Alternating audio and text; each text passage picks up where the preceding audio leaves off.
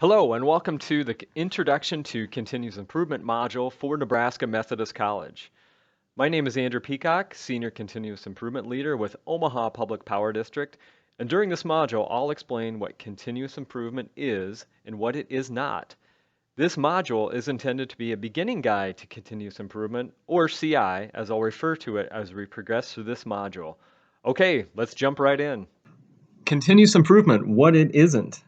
Our first key learning objective is to distinguish between what continuous improvement is and what it is not.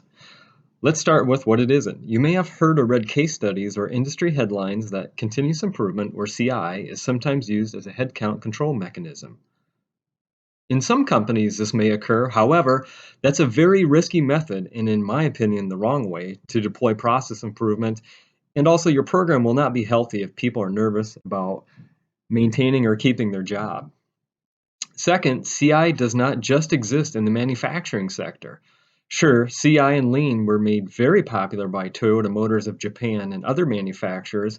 However, CI is very much active in office and service environments such as hospitals, insurance companies, financial service organizations, accounting, information technology, and many, many other types of businesses and environments.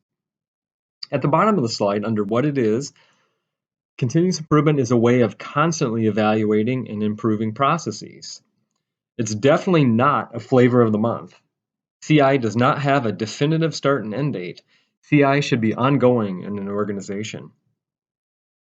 Continuous improvement and the tools that go along with it must also become part of your organization's culture and DNA.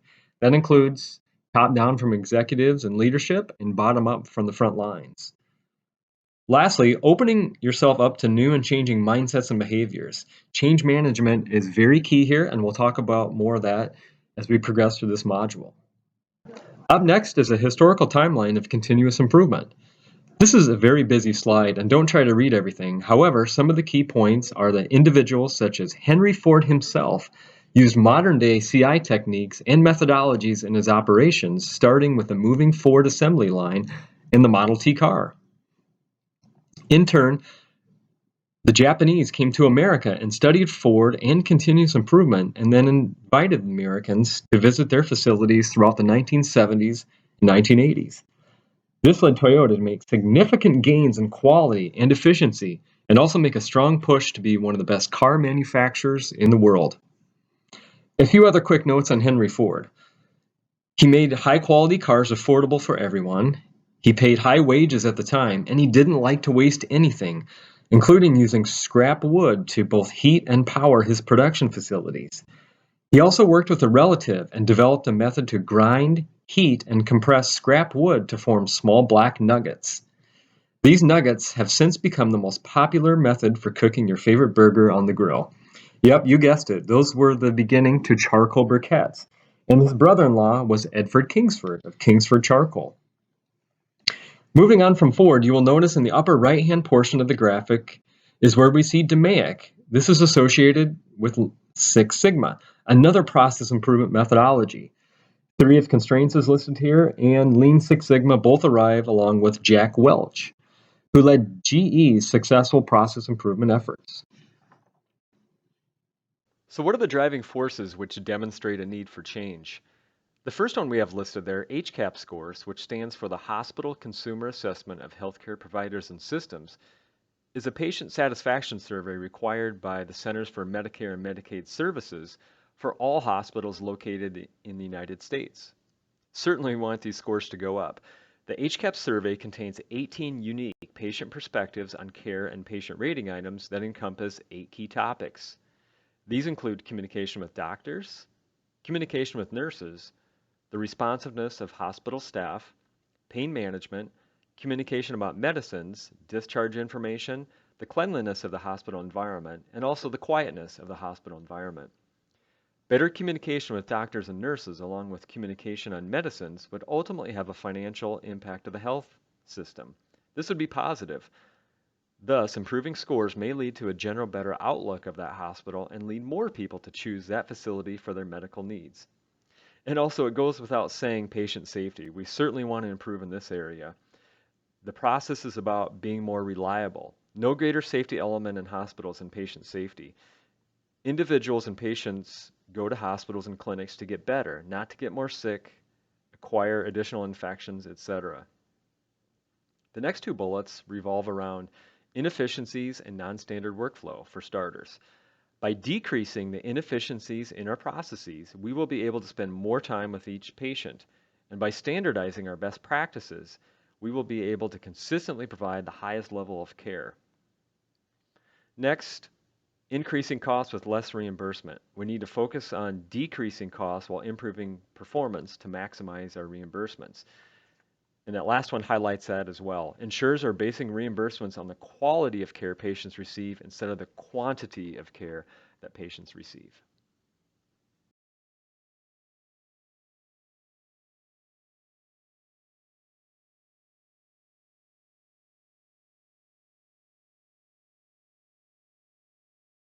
Why continuous improvement in healthcare? This is fairly simple and straightforward. We have 3 items on this slide. No waiting. I don't know about you, but nobody likes to wait. I don't, especially when your health is involved, and we want to make this process as smooth and seamless as possible. Secondly, no waste. This has a direct correlation to your overall health. We want to remove waste from a process, and in continuous improvement, there are 8 wastes, and we'll learn about those more in this module. Lastly, zero harm. This definitely has an impact on patient safety. And as mentioned, nobody comes to a hospital or medical provider to get sick or feel worse. In fact, they expect to get better. Next, we'll talk about a few notable healthcare mishaps, which highlight why CI, flow, and voice of the customer are so important.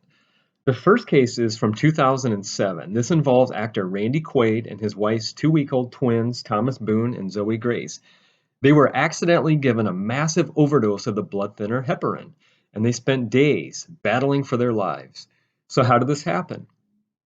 Well, what happened was nurses mistakenly administered heparin with a concentration of 10,000 units per milliliter instead of 10 units per milliliter. Another child in the same facility was also given the wrong dose of medication, and this is often used as a means to flush and prevent blood clots around intravenous catheter sites. Now, the good news is all 3 children didn't end up making a full recovery. The second one on this list involves Virginia Mason Medical Center, which is very much a process improvement-based health system. At the end of a patient's operation for a brain aneurysm, a technician was supposed to inject dye into a leg artery. Instead, the syringe was filled with chlorhexidine, a highly toxic solution used to clean the skin. This solution caused widespread damage to the patient's organs, and this patient did end up passing away, which is extremely troubling considering it could have been prevented. So how did this happen? What was the root cause? Well, what we learned was the hospital had recently switched from a brown iodine antiseptic to a colorless version. The marker dye also was clear, and the syringe was filled from an unlabeled cup containing the antiseptic.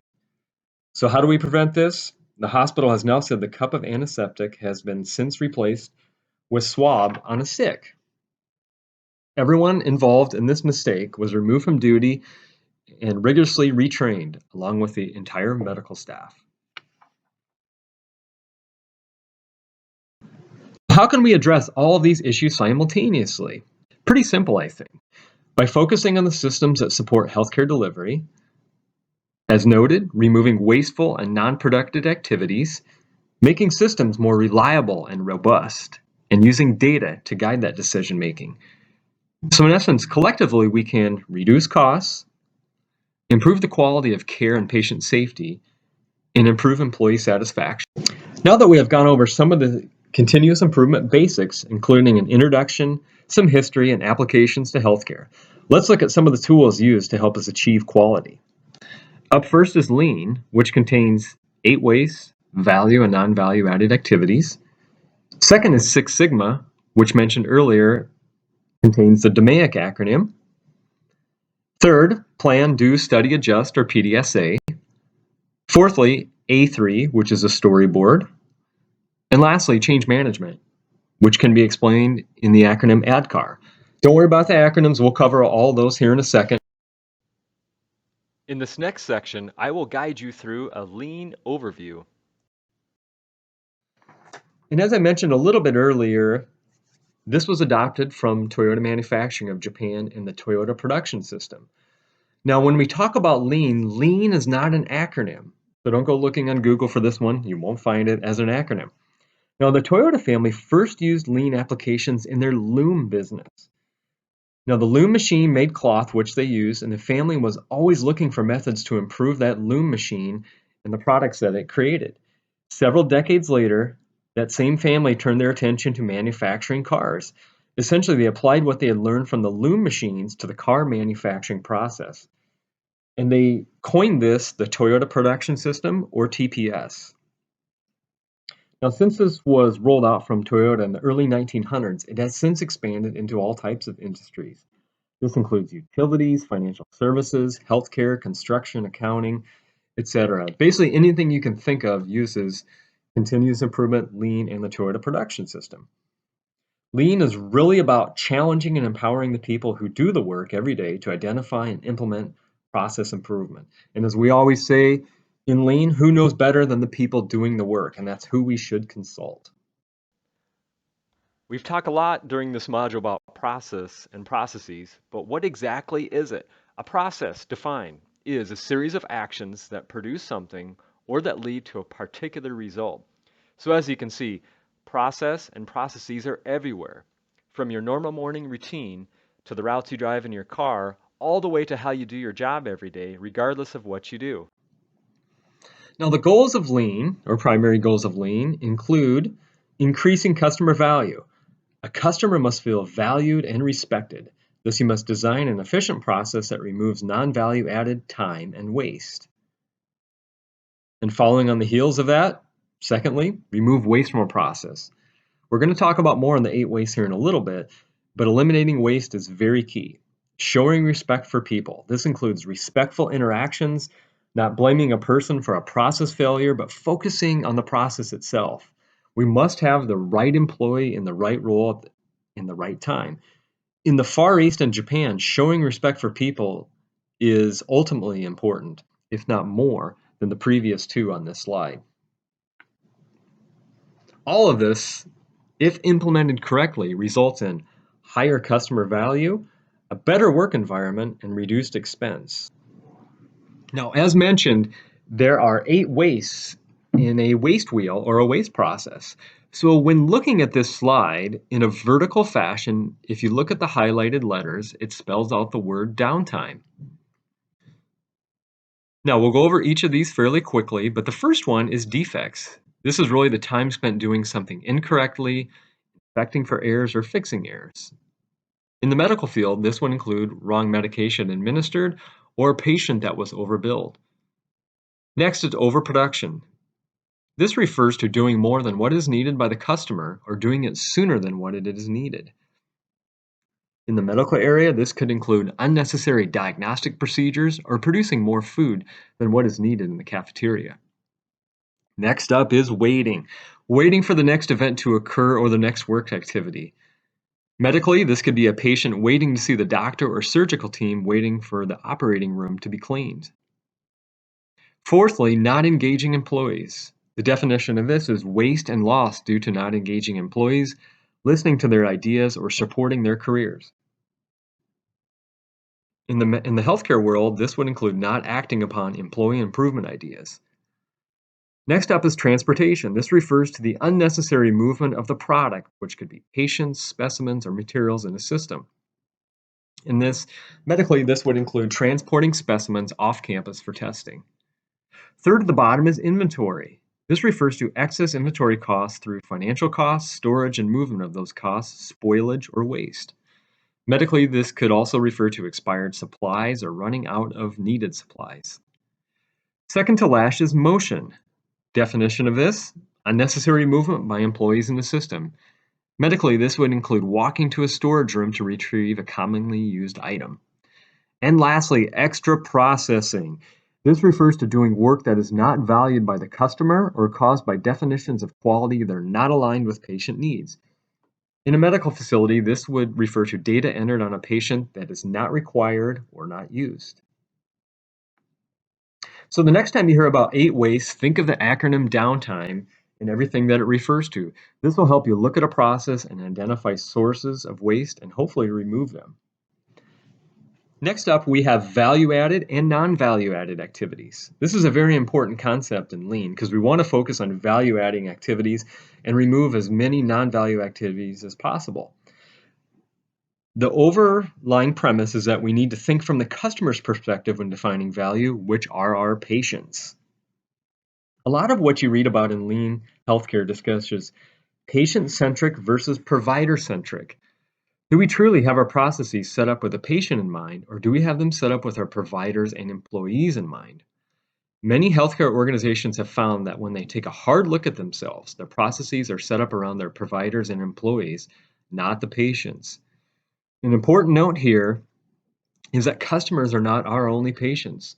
Some other examples might include environmental services is the customer of the nursing staff, and human resources is the customer of the hiring managers. And again, just a couple of additional notes on value added and non-value added. Under value added, it's definitely something the customer wants and is willing to pay for. It helps transform the product or service in a positive manner, and it's done right the first time. At the bottom under non-value added, it really refers to the process steps that take time, resources, or space, but they don't add any value to that product or service. And lastly, anything that negatively impacts the customer experience could be referred to as non-value added as well. Going back to the concept of value added, let's look at a typical patient journey for a visit to their primary care physician. We'll focus just on the time in the office and at the pharmacy. We have things such as waiting in line, which is about 10 minutes. They're filling out information, which is about 10 minutes. They wait to go to a room to be seen. This could take 20 minutes. Then the nurse comes to the room, asks some questions. That could be 15 minutes. And then the patient might sit there again, and this could be another 25 minutes or so. Once the doctor arrives and makes a diagnosis, this could be another 15 minutes. Writing the prescription, asking a follow-up question, another 10 minutes. And then the actual patient driving to the pharmacy to get the medication would be 15 minutes. And filling out information, I'd say that could take another 10 minutes. Waiting on the prescription, that could take 20 minutes. Paying for the prescription, just a few minutes. And the total time spent here would be approximately 155 minutes from the time you were initially waiting in line in a medical facility or clinic to getting your prescription, which you really want to make you feel better. So how much of this time would you think would really be value-added time from our previous example and slide? How much of that time is value-added time? Take a look at the stars. So the nurse comes to the room to ask you questions. I would say that's value-added.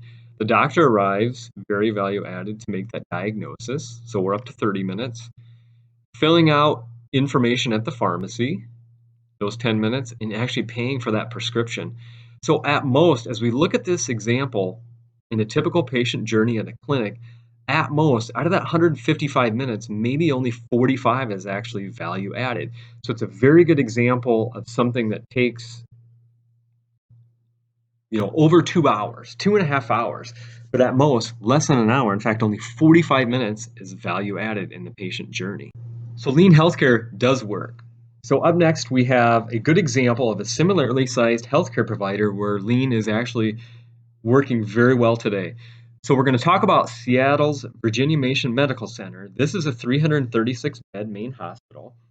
They have 9 locations, 400 physicians, and 5,000 employees. They have deployed several internal projects focused on improving patient satisfaction in their cancer center. By eliminating waste and non-value-adding activity in the process, they were able to improve patient scores and surveys from 70% to 90%, a very good jump. Not only that, but better satisfaction scores ultimately led to more patients, and because they had reduced so much waste, they were able to handle an additional 8% of patients without increasing their staff size. And you can see at the bottom as well, they reduced ventilator-associated pneumonia, or VAP, cases in 2002 from 34 at a cost of $500,000 to only 4 in 2004 at a cost of $60,000. So an excellent cost savings right there. And in another example, we have Northeast Wisconsin's ThedaCare Incorporated. They had a focus on patient care and radiation oncology project back in 2009, just to show that lean isn't just about the process that directly touched the patients. Another example from ThedaCare was something they worked on in accounts receivable. Again, by eliminating non-value-added activities in the process, their accounts receivable went from 56 days down to 44, which was a great reduction of 12 days, but this also equated to a $12 million increase in cash flow. So in closing on this one, lean management is not a new concept, but it is relatively new to healthcare. While skeptics are right when they say patients are not cars, medical care is in fact delivered in extraordinarily complex organizations with thousands of interacting processes on a daily basis, much like manufacturing. Several aspects of the Toyota production system and other lean tools therefore can and do apply to the process of delivering care. We have the luxury of knowing that lean healthcare works, something that these organizations have had to fight through. Knowing that lean healthcare does work, our question changes to, how do we successfully and reliably implement lean? Next up, we have a bit of a review of lean and Six Sigma. At the top, we have a diagram on lean, and at the bottom, we have a diagram on Six Sigma. And again, from a definitional perspective, lean equals an improvement principle focused on dramatically improving process speed and eliminating those 8 wastes as we talked about. So let's look at those process boxes for lean at the top. First, we define value, then we measure that value, then we look at analyzing our process flow, we improve that process or pull, and then we control the process. At the bottom, we have Six Sigma. That's a breakthrough process design or improvement team focused on eliminating chronic problems and reducing variation in a process. Do you remember that acronym we had a little bit earlier of DMAIC? Well, it's right here at the bottom. That refers to defining, measuring, analyzing, improving, and control. That's the DMAIC acronym. And again, lean equals waste and achieves results in a quicker fashion, while Six Sigma is focused on process variation and a good amount of data and analytics. Typically, a Six Sigma project will take longer to define, measure, and implement than a lean project. So in more detail, here's the Six Sigma DMAIC methodology. And again, we have define, measure, analyze, improve, and control. So as we talk about the X and Y variables on this slide, just remember the X's are the input variables and the Y is the output variable. From the define stage, we develop our project charter, we determine our customers, and we map the high-level process. So the problem, or why, is defined here. Next up in the measure phase, we establish and measure the whys, we plan for the data collection, we look at our measurement system, we measure the baseline sigma, and we identify possible X's in that process. And the Y in the measure phase would be measured in the size and the span. Thirdly, we have analyze. We test our hypothesis, and we list the vital few X's. We also look at the Six Sigma DMAIC methodology, whether it's proven or disproven, as to whether they belong in Y equals Fx. In the improve phase, second to bottom, we select the solution. We design the solution, controls, and design for the culture, and we prove the effectiveness. Also in this phase, the level of X's are determined to achieve the desired level of the Y performance. In the control phase at the bottom, the X's are controlled to those determined levels so that the desired Y performance is ensured. So here we identify our control subjects, we develop feedback loops, and we develop process control plan to hold the gains, implement, and then we replicate this. So that's more detail on the Six Sigma DMAIC methodology with the X and Y explained. Next up, we're going to talk about PDSA, or Plan, Do, Study, Adjust. In lean, problem solving is very much a key tool. We would ask, how many of you work on some type of problem every day? It's probably everyone listening to this module right now, right? We all work on problems, and hopefully we solve a lot of those problems. Some of you may deal with internal customers and some with external customers, but you can basically problem solve every single day. And I should mention, and it may go without saying, that organizations are always looking for people who will step up and handle problems or challenges. Effective problem solvers are very much in high demand. And our career success can be consistent with the size of problems we are willing to take responsibility for solving. And good news here, the techniques we are covering in this module can assist with that and hopefully make you a great problem solver. In this slide example, Albert Einstein is talking about a new approach to problem solving. He's talking about taking a different kind of thinking to solve the problem than the kind of thinking that produced that problem. One notable example I can share is from Starbucks. A few years back, Starbucks went through a series of experiments and developed standards to determine the optimal location of ingredients and materials, while limiting the twisting, turning, and ergonomic issues associated with the baristas moving behind the counter. This was done while still maintaining the handcrafted creativity that Starbucks baristas take pride in, while reducing sprains and strains to employees and preventing injuries and time off from work. So even something as simple as producing coffee and working in Starbucks has lean applications. Up next, we're going to talk about PDSA and a model for improvement. Outside of our initial reaction to problems and how to treat the employees involved, CI teaches us the use of PDSA, something you may already be familiar with. PDSA cycles form part of the model for improvement, which provides a framework for developing, testing, and implementing changes leading to improvement. The model is based on a scientific method and moderates the impulse to take immediate action and replaces it with the wisdom of careful study. All changes, especially those made in regards to quality, should follow this cycle. Remember, without data, all we have is an opinion. When using the PDSA cycle to guide problem solving is that we need to find the true root cause of the problem before making plans on how to improve the situation. Over the next few slides, we'll be covering some tools that will help us discover root causes. Part of the PDSA model usually includes constructing an A3. A3 is a very effective problem-solving tool, and we will cover just a few key points here, as there is another module fully dedicated to the A3, all the specifics of it, and how to construct one.